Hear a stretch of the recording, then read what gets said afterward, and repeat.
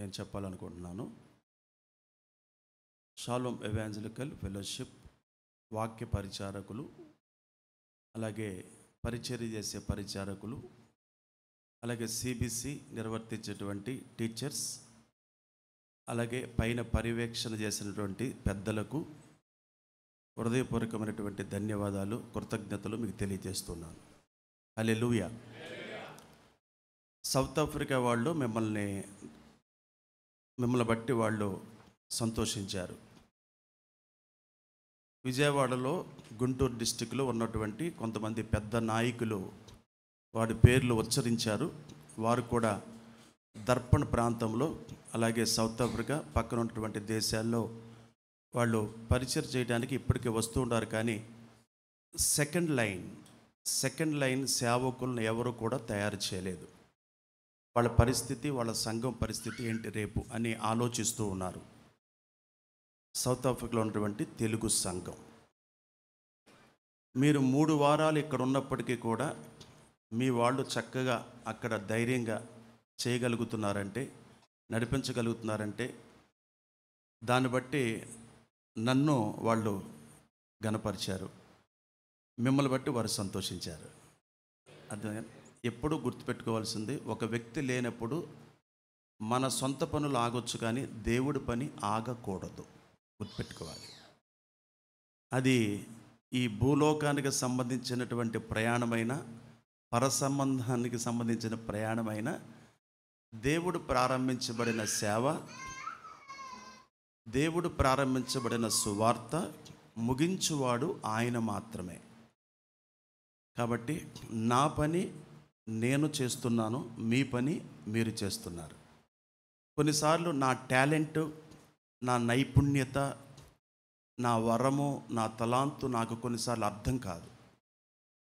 ఎప్పుడైతే నేను అర్థం చేసుకొని వాటిని ఉపయోగిస్తూ ఉంటానో, దేవుడు ఇంకా నన్ను బలపరుస్తూ, అలాగే మీరు కూడా అర్థం చేసుకుని వాటిని వాడుతూ ఉంటారు, ఉపయోగిస్తూ ఉంటారో, దేవుడు ఫ్రెష్గా మళ్ళీ మనలను ముందుకు నడిపించడానికి ఎక్కువ అవకాశాలు మనకు కనిపిస్తూ ఉంటాయి. అలాగే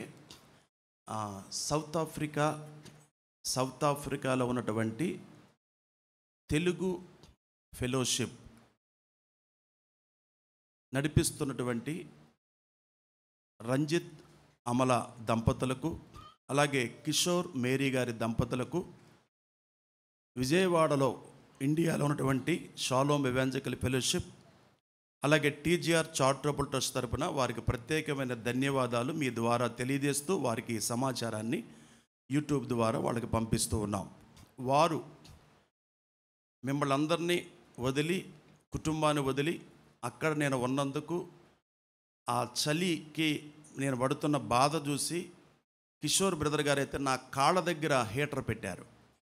నా కాళ్ళ దగ్గర 2-3 సార్లు ఆయన పెట్టి నేను ఇబ్బంది పడుతున్నానని, అలాగే ఎక్కడ ఇబ్బంది పడకుండా పలానా ట్యాబ్లెట్ మీకు ఇలా పనిచేస్తుంది సైనస్ కానీ, వాళ్ళు కుటుంబ సభ్యుల్లాగా తెలుగు ఫెలోషిప్ చూసుకొని ఒక్కొక్కళ్ళు ఒక్కొక్క రోజున వాళ్ళు భోజనానికి ఆహ్వానించడం జరిగింది. అలాగే వాళ్ళు తెలుగు ఫెలోషిప్లో కూడా టీజీఆర్ ట్రస్ట్ని ప్రమోషన్ చేయడానికి, అలాగే తుమ్మల గంగాధరరావు గారి సాక్ష్యాన్ని, సేవా పరిచర్యను జ్ఞాపకం చేసేయడానికి వారు అవకాశాన్ని ఇచ్చారు. అంతేకాకుండా స్టీవ్ బ్రదర్ అని ఒక బ్రదరు, ఆయన అక్కడ ఉంటూ వ్యాపారం చేస్తూ ఉన్నారు.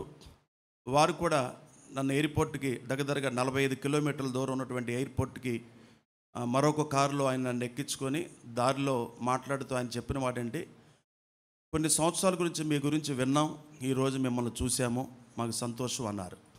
అదే కాకుండా ఈసారి మీరు వచ్చినప్పుడు మీ కుటుంబంతో మా ఇంట్లోనే ఉండాలన్నారు. నేనన్న కుటుంబంతో రావడం కష్టమండి, ఎవరన్నా ఒకళ్ళు ఉంటే కొన్ని కార్యక్రమాలు, పనులు చూసుకోవాల్సినటువంటి అవసరం ఉందని చెప్పాను. మొదటిసారి కాబట్టి మిమ్మల్ని వదిలిపెట్టేశాము, ఈసారి మాత్రం మా ఎస్టేట్లోనే ఉండాలని వారు చెప్పారు. వారి ప్రేమకు కూడా ప్రత్యేకమైనటువంటి కృతజ్ఞతలు, ధన్యవాదాలు తెలియజేస్తున్నాను. అంతేకాకుండా ఇక్కడ ఎటువంటి ప్రణాళిక లేకుండా అక్కడికి వెళ్ళిన తర్వాత దేవుడు మాట్లాడిన మాటను బట్టి ఆ వీధుల్లో ప్రయాణం చేస్తున్నప్పుడు ఒక్క మోటార్ సైకిల్ నాకు కనిపించలేదు. గడ్డి పీకేవాళ్ళు తప్ప రోడ్ల మీద మనుషులు నడిచే దాఖలాలు నాకు కనిపించలేదు. అప్పుడు నేను అడిగాను, ఏంటి ఇక్కడ పరిస్థితి అంటే, ఇక్కడ సడన్గా అటాక్ జరుగుతుంది చేస్తారు. కాబట్టి మ్యాక్సిమం అందరూ 99% కార్లు మాత్రమే వాడతారు. అవి కూడా స్విగ్గీ లాంటి పని చేయడానికి మాత్రమే అక్కక్కడ టూ వీలర్స్ కనబడటం నేను గమనించాను. అంతేకాకుండా అక్కడ ఉన్నటువంటి క్రమము, అలాగే ఒక వ్యక్తి ప్రయాణం చేస్తున్నప్పుడు ఆరన కొట్టకపోవటం, అలాగే ఒక వ్యక్తిని గౌరవించి ఆ కారు వెళ్ళిన తర్వాత ఈ కారు వెళ్ళటం అనే క్రమాన్ని నేను గమనించాను. ఇంకా అన్నిటికంటే అద్భుతమైనవి ఏంటంటే సౌండ్ పొల్యూషన్ డెసిబెల్స్లో కొలిస్తే 30-40 డెసిబెల్స్ గవర్నమెంట్ వాళ్ళు మనకు పర్మిషన్ ఇస్తారు. కానీ ఇప్పుడు విడుదలవుతున్నటువంటి డెసిబెల్స్ మంద ఒకవేళ ఆ బాక్స్ దగ్గర ఆ డెసిబెల్స్ పరికరం పెడితే 100 వస్తుంది, లేకపోతే 120 వస్తుంది. అంటే ఆ శబ్ద కాలుష్యం మన చెవులకి అంత ఎక్కువగా ఉంటుందన్నమాట. అక్కడ నేను చెప్తా 5% కూడా లేదు.